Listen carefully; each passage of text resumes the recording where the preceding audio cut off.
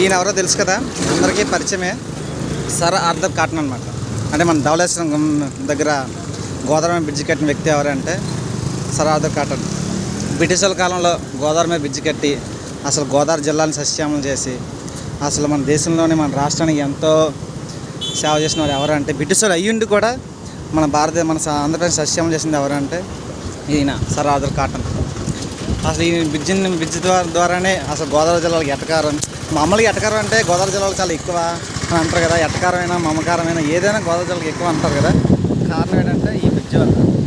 ఈ బ్రిడ్జి కట్టాడు కాబట్టి అసలు గోదావరి జిల్లాలో పంటలు బాగా పండి వాళ్ళు అంటే పంటలు బాగా పండాయి అంటే ధనం అంత ఎక్కువ వస్తుందంటే ఆటోమేటిక్గా మనిషికి ఎటకారం పెరుగుతుంది.